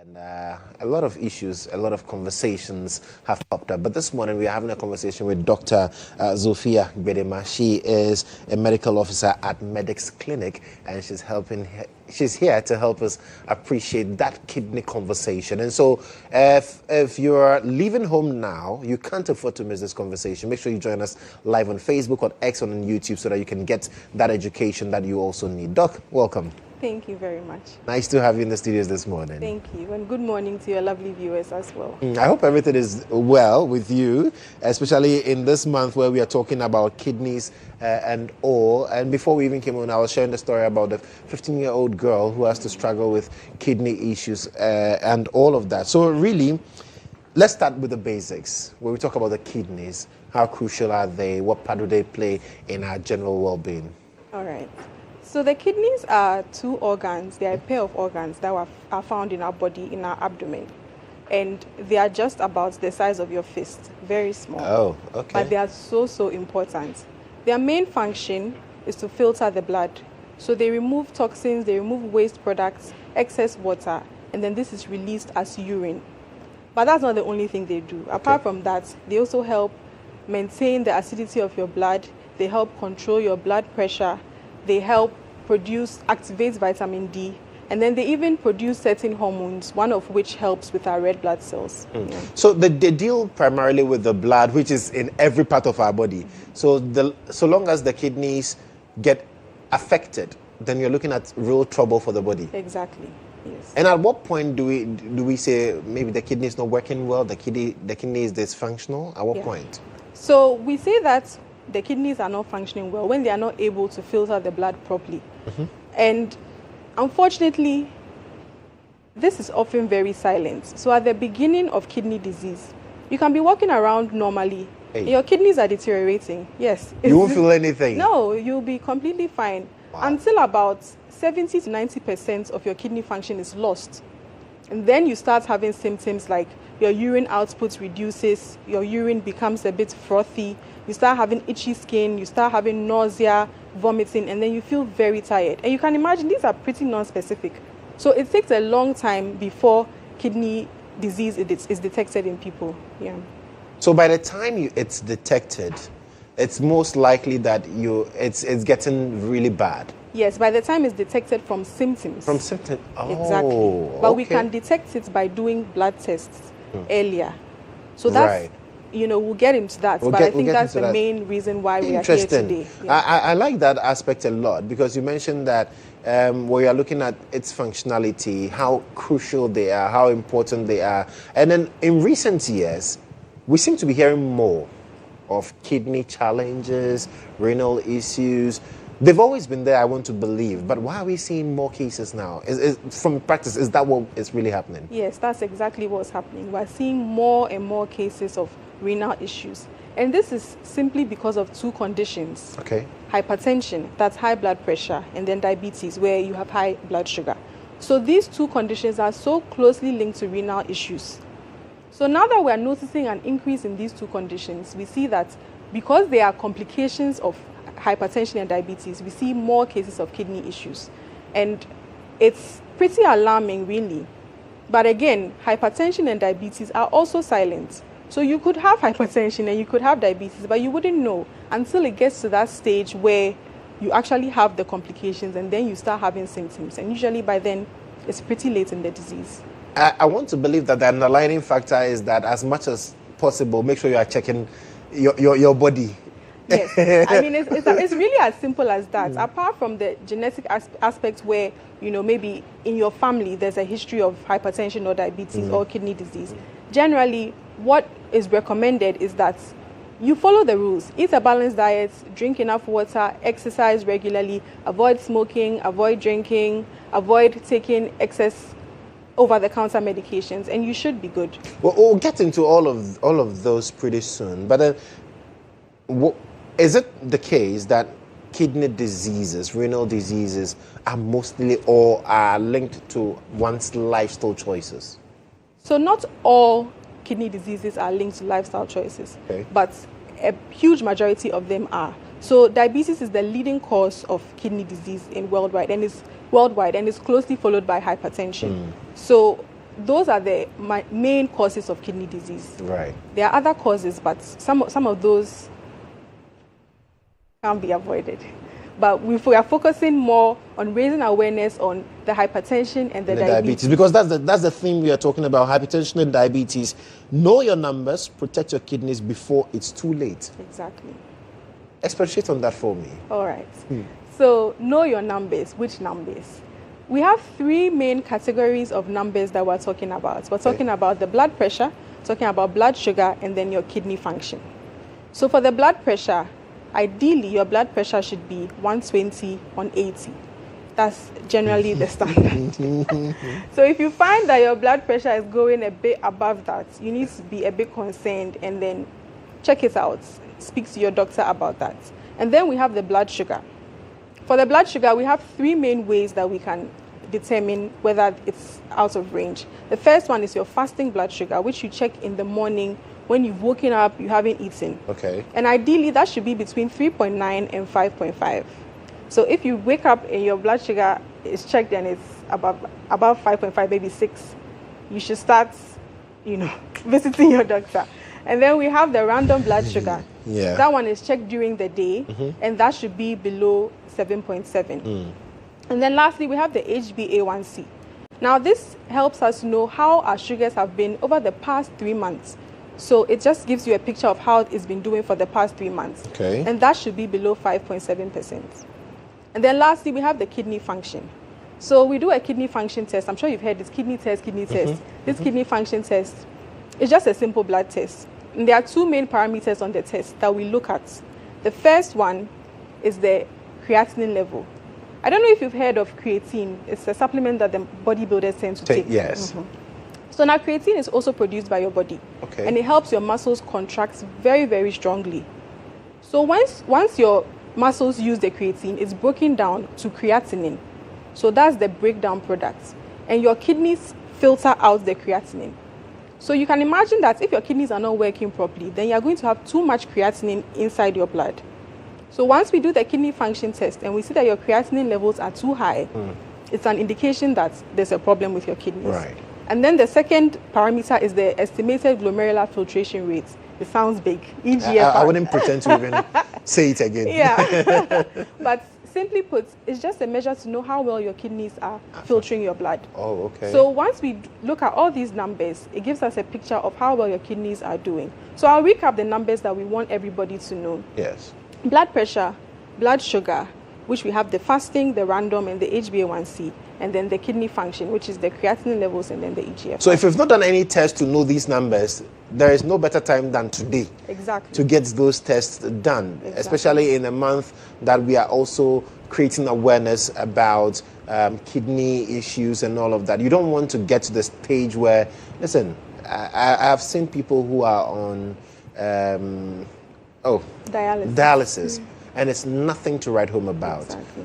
And when they speak to you, you clearly want to make sure you don't get to that stage. But you mentioned two key things: hypertension, diabetes. How do these two also help in? Did I use the word help in damage? But how do they contribute to damaging the kidneys, basically? All right. So I'll break this down very simply. I'm not going to bore you with any medical terms. Thank you. So you can just imagine a water hose, right? And imagine that water hose is one of your blood vessels. And the water running through that hose is at a very high pressure. Okay. The hose will get damaged. Yeah. And that's simply what happens in hypertension. The high pressure of the blood damages the vessels. Yeah. And in diabetes, I want you to imagine a filter, say a water filter at home. Okay. That's filtering water. Now, if the water that's being filtered is very, very dirty, it's going to, over time, affect the filter. So imagine the dirt as the excess sugar in your blood. It's going to damage the filter. And in diabetes, what it does is that it opens up the pores of the filter. And so things that are not supposed to go through end up going through. So hypertension damages the vessels, and then diabetes damages the filter, simply put. Charlie, I'm just imagining things happening in my body right now, and I'm sure you're also trying to figure it out. And that's why the only way you can know is to get tested. Exactly. Go and get the test done. It's better to know than manage than to not know, and then by the time you know, you end up, because I was telling Doc about a 15-year-old girl who has issues with her kidneys. Now she's been able to raise money for kidney transplants. She's not found a donor yet. And so she's still battling with the challenge. Now, when I heard of it, I was alarmed because I said, okay, 15-year-old girl, she's not drinking, she's not smoking. What could possibly cause her to have kidney failure? What are are there age limits or people who are more at risk or prone to getting kidney issues than others? Yes, there are people who are more at risk. For example, the 15-year-old girl, she's probably dealing with something unrelated to the hypertension or the diabetes. Diabetes, yes. Yes, but generally, the risk factors that we've come to find are age. So the older you are, the more likely you are to have kidney disease. So I say that if you're above 40, you should know your numbers. You should be checking regularly. And if you're 30, give yourself a health check. Happy birthday. Have a health check. Apart from that, we have people who have hypertension and diabetes. Because once hypertension and diabetes are not controlled, then kidney disease becomes a complication, which usually is unavoidable. Apart from that, we have people who have a family history of kidney disease, of hypertension, of diabetes. Once it's in your family, you are at risk, and so you should definitely be checking your numbers. And then people who drink lots of alcohol, people who smoke, people who live sedentary lifestyles, eating lots of processed foods, high salt diets, not exercising enough, not drinking enough water. Why are you talking to me like that? Not exercising enough, and the way you're looking at me, like you've seen something. Oh no! but these are all risk factors. Exactly. How about what we take in? A lot of caffeinated drinks, a lot of energy drinks. People are even taking energy drinks mixed with alcohol and all of that, and people popping a lot of pills and all of that. What's the relation between those things and then our kidney health? Yes, so these are all contributors to kidney issues. And you mentioned painkillers. That's a very, very serious issue, because we've noticed that there's an increase in the abuse of painkillers nowadays. And when I say abuse, I mean taking it more than prescribed, going to the pharmacy and just consistently buying them. Now, I have to clarify that there are certain painkillers that actually damage the kidney. And they are called NSAIDs, non-steroidal anti-inflammatory drugs. So think of Gebidol, F-Pac, diclofenac, Brufen, Voltfast, Cataflam. I mean, this... You are mentioning the things that people buy. Exactly. And these are the medications that can affect your kidney. They reduce the blood flow to your kidneys. So you want to make sure that you're not taking too many of these, because if you take it consistently, it can affect your kidneys. And in fact, it will affect your kidneys. Because I'm seeing a lot of young people who every day have to take 2 or 3 of these drugs that you mentioned because, I'm tired, I need to, there's the... Yes. We are damaging our kidneys. We are damaging our kidneys. And so we need to be extremely cautious, especially the people who have already been diagnosed with hypertension and diabetes, because your kidneys are already at risk. And adding these on will just compound that. Right. And the drinks, the fizzy drinks, alcoholic beverages mixed with energy drink, plenty of things like that. Yes, these are all contributors to kidney damage. When we say eat a balanced diet, fizzy drinks and alcohol are definitely not part of that balanced diet. Right. So just avoid them. I won't even say in moderation. Most people say in moderation. I say avoid, because who determines what moderation is? You see. So just avoid as much as you can. So when you see them, run away. Exactly, run away. What about my friends who like to drink a lot? Moderation or run away? Run away. Oh! I want to say good morning to somebody, but if I mention his name right now, I'll get wahala. So I'll mention his name. Please but we should stay away from alcohol completely. Ideally, if you can. Ideally, if you love your kidneys. If you love your kidneys, and if you want them to work very well for long. Yeah. So you know yourself. I wouldn't mention your name. But Doc, we need to go. This is your camera. Speak to the young people, especially because most of these days we seem to abuse it, and we are seeing a lot of young numbers also in terms of people who are getting renal diseases. So speak to them. What advice do you give them this morning? All right. So today is World Kidney Day, 12th March 2026. And as we celebrate World Kidney Day, I say know your numbers. You can walk into any facility to be able to check your numbers. I'm at Medics Clinic. We're located in Chado, just near Chain Homes, near the military cemetery. And you can just walk in, check your blood pressure, check your blood sugars, do a simple kidney function test, and let's know our numbers so that we can catch it before it gets too late. Know your numbers so we can catch it before it gets too late. But at Medics Clinic, are you doing anything in terms of testing? What are you doing? Because you're observing the day as well. Yeah, we have some promo packages, so just reach out to us, come to us. We're on Instagram at Medics Clinic GH, Facebook. I don't know the number of head, but oh no! Once you get on social media, and you've given the location, yes, GHOne Homes, exactly. You cannot miss it. Yes, you cannot miss it. There's a big red sign, so you definitely can't. Right, yes. Charlie, you are big people. You live close to the president. Hey, so Medics Clinic, of course, they say they have promo running so that you can get to know your numbers. It's very important. This year on my birthday is one of the things I'll be doing. I'll go for a complete medical checkup. I've never done it in my life. Yes, so I need to, check because now I can feel some way. Now I don't sleep well, all of these things. So I'm going to get that done, and you should also get that done as well. Doc, thank you so much for coming. Welcome. Key thing, know your numbers. How do you know? By testing. Medics Clinic says they have a promo. Go and get tested so that you can make sure that your kidneys are in good shape, and then you can live a healthy, happy life. We'll be right back after this.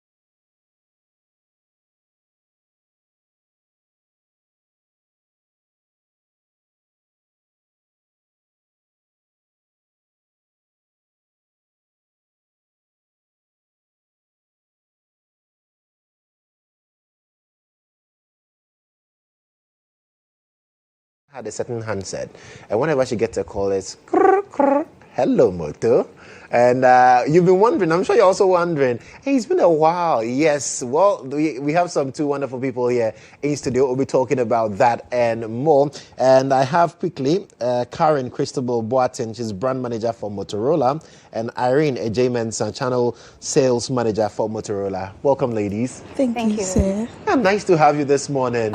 And when I saw the logo, I'm like, yo, it's been a while. Yeah. Where have you been? Where has Motorola been? Around. We've just been lingering. Hey! Really the system, yes.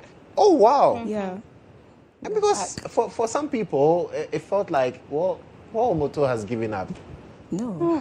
You never gave up? Never. No. I'm excited. We're just replanting ourselves to come better. Right. Yes. And we have come better. We are back with fire. Hey. Interesting. So talking about innovations, because that's what we've seen over the years. Okay. A lot of brands have had to innovate and meet the times. Talk to me about the innovation that Motorola has gone through. Right. You know, Moto used to be the flip side with a Yes, keypad. yeah. But now it is smart. Way smarter. This is my Motorola phone. Oh. Exactly. And we have the flip one too. So I would like to show you the other flip one. Okay. So what Karen is doing now is to show us the innovations. So this is the imitation of the old Moto. Oh. The young Moto. So this is how it looks now. Can I feel it? Yeah, you can. it's- Oh my goodness. Way sleek. Oh wow. Yeah. And aside the Okay. Visa, we also have other series as well. So what I'm holding right now is the Edge series, the Moto Edge series, Okay. the 50. Yeah. And we have the G series as well. Yeah. So with innovation, it comes with a camera. Okay. The whole branding, the camera has been restructured. Every single thing, the processor, the speed, the screen, the camera quality. The battery. You aren't ready for Motorola. Yes. So I can see myself as you take me the picture. Let me do that for you. Oh, how is that happening? Yeah. Let me do that. Oh, okay. Yeah. No, I've not seen this Okay. with any brand assistance Well, now. That makes us we are the special. pioneers. And we are back in the game. Yes. But that one, if you can't do concern with this. So with this catch particular me. one, I can't do concern with this. Exactly, yes. But it's so refreshing getting Right. to see that once you're taking a picture, whoever you're taking Yes, the picture of can see exactly. that has been done. Exactly. Yes, So that sir. you can adjust your posture in case if you need to maybe set So this it is like a down. selfie and back feed together. Exactly. Right. So you're just ready for the pose. Just Oh as wow! you're ready. Wow! Yes, sir. Wow! That's quite exciting. So you were walking me through what you are, the Edge series as well. Yes. So this is the Edge 50 series. Okay. And just like my colleague said, the battery quality is superb. And you have the battery, the screen too. When it falls, just like other phones that when you fall, the screen just crashes. This one is not like that. It just falls and then you can take it back. How? Why? It doesn't crash. Yes, that makes it unique. It's resistant. You know? Yes. Exactly. So Oh, it doesn't crash. I think I need one because I am fond of dropping my Oh phones. yes, you surely have to get Yeah, one you for should. yourself. Right. Yeah. Yeah. So there's a technology that protects the screen from even cracking. Exactly. So those who have African map on their phones, They yes, should because drop it and They come should- for this. interesting. Yeah. So the camera improved battery The life. battery, yes. Exactly. You can charge it. You know, other phones, whenever you charge, you need to have power banks and other things. Yeah. But with Motorola phones, when you charge, we have about 5,000 milliamp per Milliamp per hour. hour. Yes, and more. So you don't have to be carrying power banks along. You can even charge it today. It can last 3 days without you charging Me, it. I worry my phone a lot too. No problem. Yeah. Yeah. It's 7,000 milliamps per hour. Yes, please.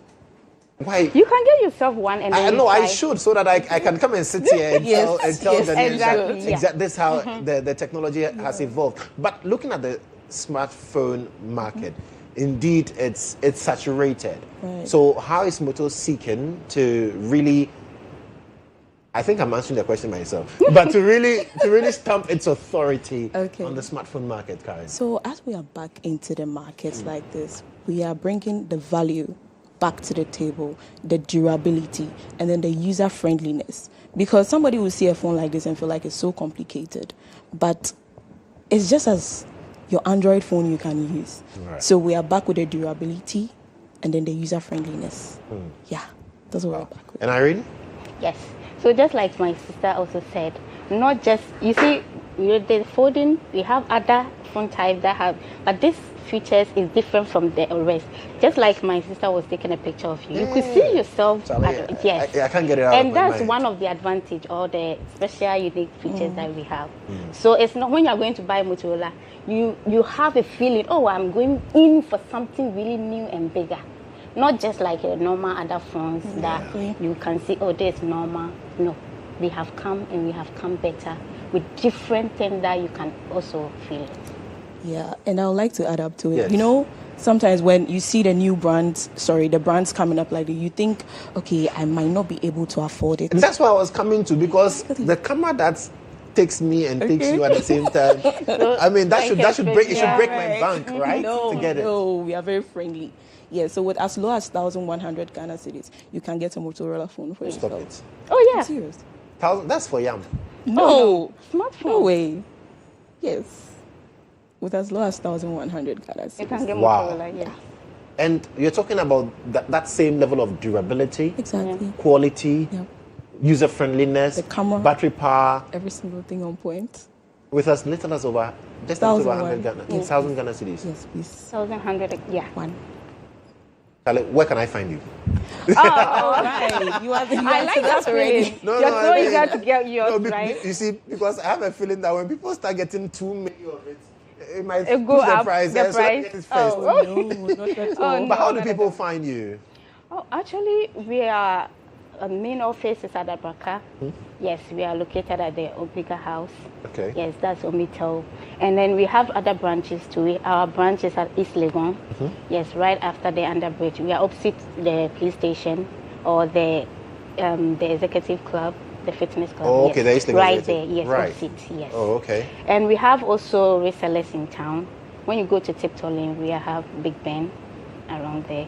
And also Swan Lake. Yes, we have a seller there. Yes, Right. at Janet Ventures. Okay.